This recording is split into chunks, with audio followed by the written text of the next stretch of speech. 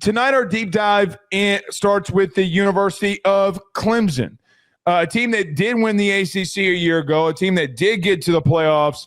Joe, in our deep dive, when you look at a team that you're pretty high on, the Clemson Tigers, how do you see their 2025 season playing out? I'm going to skip right to the main take here. We can unpack this team. Dude, the more time, now that the 2025 NFL draft is over and I've had the chance to watch tape on some of these players. Here we go. I am all in on Clemson for 2025, which is hilarious for anyone who's watched this show knows that I have been a Dabo doubter. I have been a Dabo hater. I have criticized him. This roster is incredibly gifted. This roster in an era, I sound like such a hypocrite, in an era in which a lot of teams lose players to the transfer portal, where it is hard to return key important starters. They're bringing back a lot of important production. We talked about how Penn State's bringing back, and they were able to incentivize guys like Nick Singleton and Kate Allen to come back for this upcoming year. And I can't see a team that not only has a better quarterback situation with Cade Klubnik coming back, who had over 40 total touchdowns this past year. He had only six interceptions, over 3,600 yards. The dynamic receiver duo of Bryant Wesco and Antonio Williams. But more importantly, I have dug into watching tape on this defensive line. Peter Woods is a great player. DeMonte Capart's a great player. Sammy Brown is a great athlete. Avion Terrell could be the top corner prospect in the upcoming draft. But lastly, you tweeted about this man. 19 and a half tackles for loss, 11 sacks. TJ Parker could be the first overall pick this upcoming year. He is that good. He is that explosive. At the very least, he could have an Abdul Carter type of a rise to be a top 5 pick.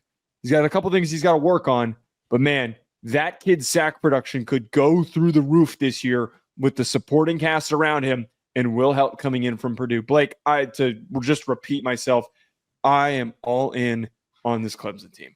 All right, let me say this. There's two things about Clemson that reign true. Number one, let's look at their front seven defensively. You brought up TJ Parker. It wasn't 19 and a half. They missed one. They missed him a half a sack. You got to go into the deep dives. He had 57, 20, and 11. The last time a guy had 55, 20 and 11, do you want to know the player? Or 20 and 10, you want to know the player? Who is it? Name one of the best defensive ends in our lifetime. You'll guess it. Who's been the best? Name him. Will Anderson.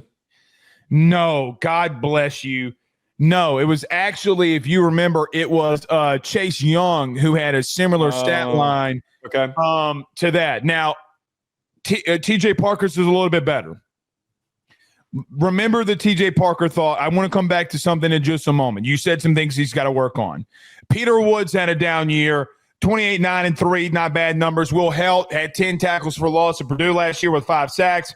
But Sammy Brown and Woodaz do come back. Both had around 80 tackles. One had 80, another had 83. Both were in double digits in tackles for loss.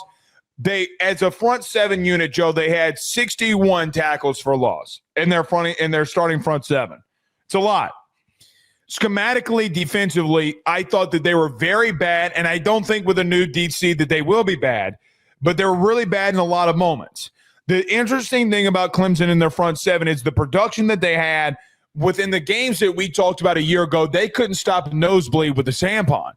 I mean, look at the games like Georgia. Look at the games like Texas. Look at the games like South Carolina. Joe, what do all three of, other than those teams being SEC, what do those 3 games have in common? They physically got abused at the point of attack. There's no way that you can look at those games and say that they didn't. You had 290-plus rushing yards net rushing yards for Texas. Joe, they were over 300 yards without the kneel downs. We've talked about that before. Joe, they're going base man in the front seven. It's not like Clemson was doing anything exotic. This was, by the way, Texas had a couple of offensive linemen down. Yep. Same can be said about Georgia, South Carolina. Here's the thing that I will bring up to you. They dominated the ACC. From a defensive perspective, they dominated. Here's where I got to push back on you. Do you want to know the stats for TJ Parker against those 2 best opponents? They weren't great. No. He had 1 tackle versus Georgia. 1. He had 3 versus Texas. 2 of them came in the fourth quarter.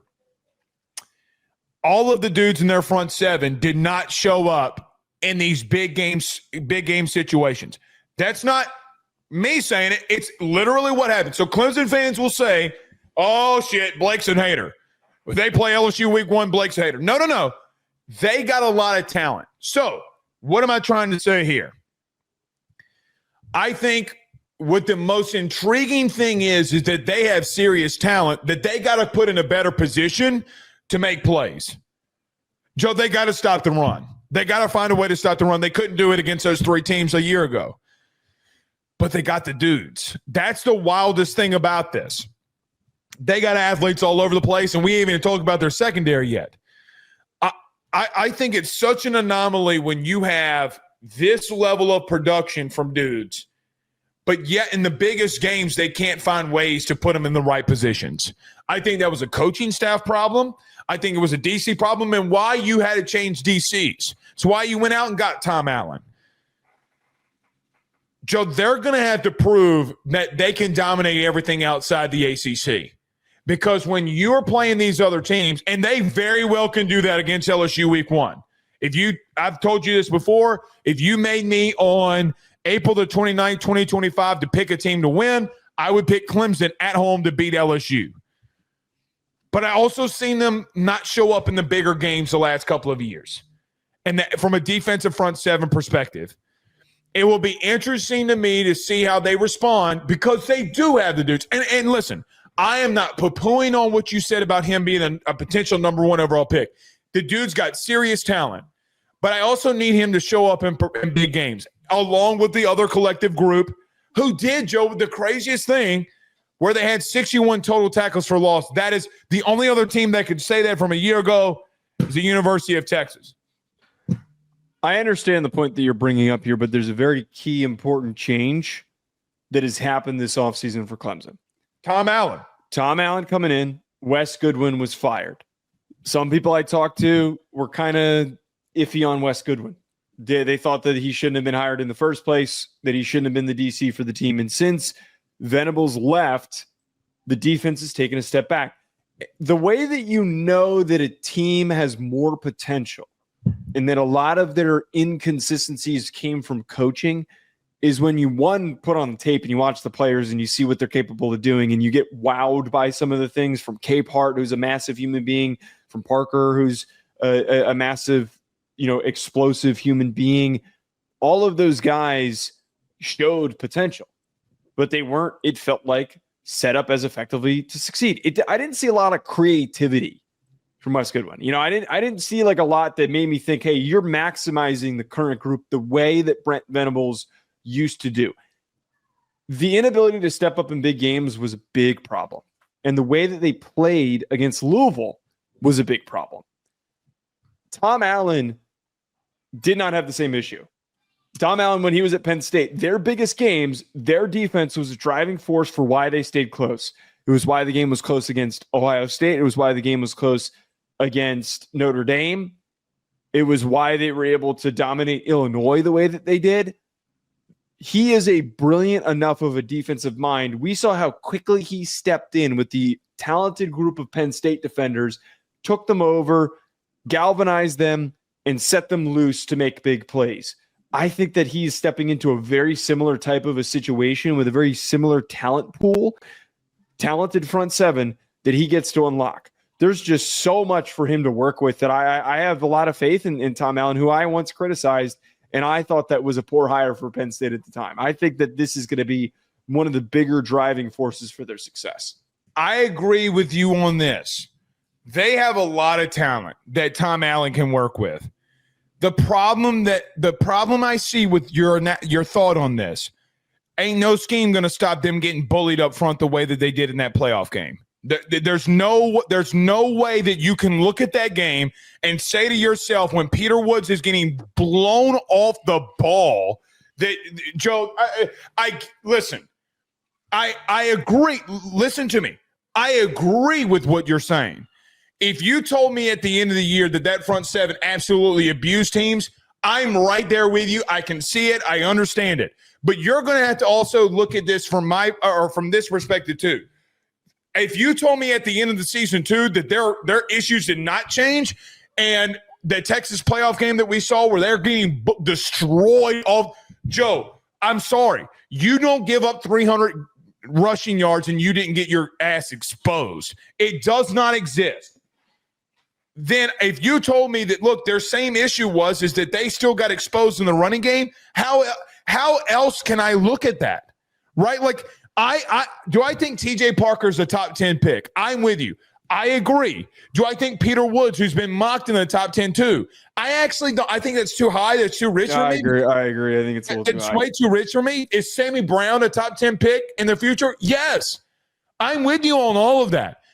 Their biggest issue has been both lines of scrimmage in the run game. Let me flip up the other side of this to you as well. Let's stay on the positive side. I think that they can do that. How about that? I would lean to the part that Tom Allen finds a way. But here's the other aspect of that. Joe, the offensive line here too, the reason that I'm so worried about like putting all my chips like you did into the middle of this, they were 73rd in the country in TFLs allowed. Tackles for a loss allowed. Joe, they were averaging, this offensive line of giving up 5.5 or 5.57 to be exact, tackles for a loss per game. Want to know where all of them came from? You ready? Texas had 6. Georgia had 7. South Carolina had 4. So again, I felt like I see a team that dominated aspects of the ACC, but when they stood up in competition at both ends, they got pushed around a little bit. And I don't know how to quantify that. Do they take the next step forward? And listen, we're 10, 12 minutes into this, and we haven't even brought up Klubnik. Well, okay, so I do want to bring that up. I do agree that the physicality on both lines of scrimmage needs to be focused on. I think that it needs to be more of an impact with the guys that they have. Tristan Lay and Blake Miller are good offensive linemen that both of them have the potential to be top 75 picks in this upcoming draft if they take the steps forward that many have hoped and expected for them. But they're also very inconsistent like you're talking about. But I think that Cade Klubnik, him performing the way that he did in the games where they needed him to, makes me feel optimistic. Because for everything that we're talking about right now, of all the guys that we're talking about that haven't played well, it's kind of funny to realize that, like, hey, Cade Klubnik has played the best when everybody else was playing like shit. He stepped up to the plate when they needed him to. And look, the only reason the Georgia game went the way that he did, I could pull up film of both offensive guards thinking that they needed to pull and ran into one another. Like they were disjointed. They were very disjointed, yes. Klubnik has the potential to be a Heisman Trophy winner, especially that his wide receivers this upcoming year, Antonio Williams, Bryant Wesco, showed a lot of promise, had some really nice production, neither cracked over 1,000 yards, and could take a leap forward because they're both physically gifted. I give Dabo credit. He has realized that there has been a lapse of receiver talent, and he has recruited well through the high school ranks, and it's taken a couple of years for those guys to fully develop to the point where they are right now. This is the year for them to capitalize on that. Do you want to read through their schedule, though, before we finish this up? Can I bring up one point about the offense before we get there? Point about the offense. It looks like that they might start a true freshman at running back. That is listed on our lads. Gideon Davidson. Gideon Davidson. I'm going to be very intrigued because, listen, Maffa got a lot of tough yardage for them last year. A lot of tough yards. If Klubnik does take a step back, I don't think it has anything to do with Cade. I think it has everything to do with he doesn't have an established running game. But, yeah, let's take a look at their schedule. All right, so next year you mentioned the LSU game. They start at home against LSU. That game is going to be electric. That is going to be a tone setter for the upcoming season. They host Troy the following week. They go to Georgia Tech, host Syracuse, bye week. They go to UNC. They're going to blow the doors off of them. They go to Boston College. They host SMU. Bye week, host Duke, host Florida State, who they'll smoke, at Louisville, which is a bit of a wild card, versus Furman at home, and then they travel to go to South Carolina. So looking at that schedule, I mean, I see two tough games that they could even win, which is LSU and South Carolina. The rest of the schedule. So the SEC. Yeah, the two SEC games that they have are their two biggest challenges, and they get the benefit of hosting LSU. I do think that there are some teams in there that you're discrediting. I think Georgia Tech's going to be tougher. It's going to be a tough one. They got to go to Atlanta for that one. I think Syracuse will be tough. I think Steve Angeli can go in there and throw that thing around now. I'm not, miss me with that. Steve Angeli could throw for 350. I'm not going there with you. I think there's some challenging games in here, to your point, of all the potential national title contenders outside of game 1 and game 12. It's pretty light. It's light. Here are the three for me. I agree with you on LSU, which I think Clemson at the current moment would win that one. I think they lose to South Carolina on the road. I'm sorry. You got to go and prove to me that you can go into that place and win. But, Joe, I'm going to throw this one at you. At Louisville, I think Louisville is the team, Joe, for what it's worth. I know that you're a little down on Miller Moss. I'm going to trust the Braun brothers. They got a really good running game. They bring back some receivers. They bring back 3 offensive linemen. They go in the portal and get a couple more that were starters.